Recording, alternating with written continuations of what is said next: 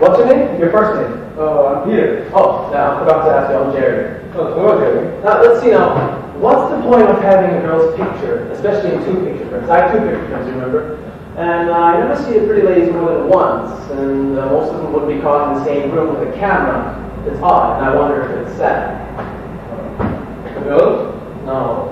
I wonder if it's sad that I don't see the pretty ladies more than once. You see, I've never been able to have sex with, or, how's it put, make love to anybody more than once. Once, that's it. Oh wait, for about a week and a half, when I was 15, and I hanged my head in shame that puberty was late, I was a homosexual. I mean, I was queer, with bells ringing and banners snapping in the wind. And for those 11 days, I met at least twice a day with the park superintendent's son, a Greek boy whose birthday was the same as mine, except he was a year older. I think I was very much in love. Maybe just with sex.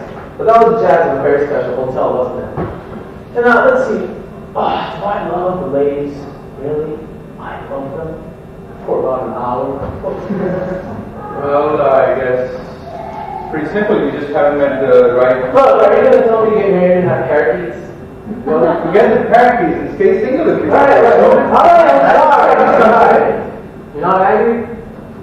No, I'm not angry. Good.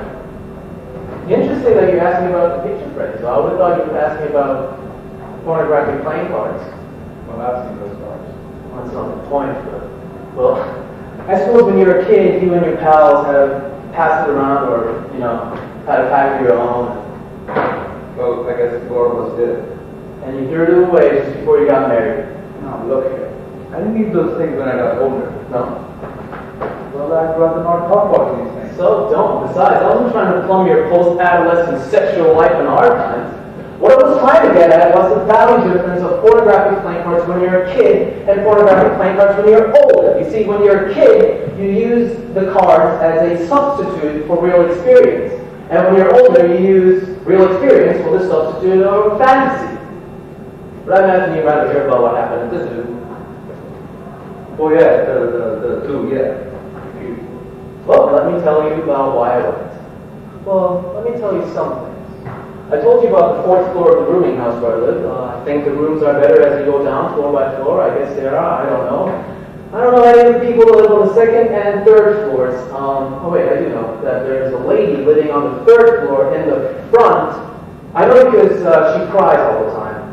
Whenever I go out or come back in, whenever I pass her door, I can hear her crying. Muffled, but very determined. Very determined indeed. But what I'm getting to and all about the dog is the landlady. I don't like to use words that are too harsh in describing people. I don't like to. But the landlady is a fat, ugly, mean, stupid, unwashed, misanthropic, cheap, drunken bag of garbage. You may have noticed that I very seldom use profanity, so I can't describe her as well as I might. Well, you described her vividly. Well, this woman is, and her dog are the gatekeepers of my dwelling. The woman's bad enough. She leans around in the entrance hall, spying to see that I don't bring in things or people. And whenever she's had a mid-afternoon pint of lemon-flavored gin, she stops me in the hall, grabs a hold of my arm, and pulls me aside and presses her disgusting body up against me and tosses me in the corner.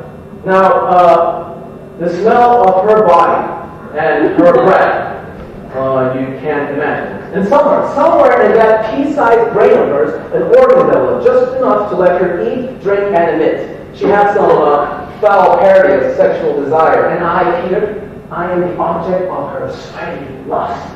That's horrible. It's disgusting, but I found a way to keep her off. When she talks to me, when she presses herself to my body and mumbles about her room and how I should come there, I'm able to say, but look, wasn't yesterday enough for you and the day before? Then she puzzles. She makes slits of her tiny eyes. She sways a little. And then she starts to groan and giggle and start to think about things that never really happened. Then she motions to the black monster of a dog she has, and I'm safe until our next meeting. Whew. It's really hard to believe that people such as that really are. That's what we're reading about, isn't it? Yes. But fact is better left to fiction. Well, Peter, you're right. But what I've been meaning to tell you about is the dog. I shall now. Oh yes, the dog. Don't go. You're not thinking of going, are you? I don't think so. Good. Because after I tell you about the dog, do you know what then? Then I'll tell you about what happened at the zoo. stories, aren't You don't have to listen. Nobody's holding here. Remember that. Keep that in your mind. you? I know that. You did? Good. All right! The story of Jerry and the dog. What I'm about to tell you has something to do with how sometimes it's necessary to go a long distance out of the way in order to come back a short distance correctly. Or maybe I don't think that has something to do with that, but it's why I went to the zoo today, and why I walked northerly, rather, until I came here. Alright, the dog, I think I told you, is a black monster of a beast. An oversized head, tiny ears and eyes, bloodshot, infected, maybe, and a body where you can see the ribs through the skin. Alright? And the dog is all black except for the bloodshot eyes. And yes, and an open sore on its right forepaw that is red too. And oh, this poor monster.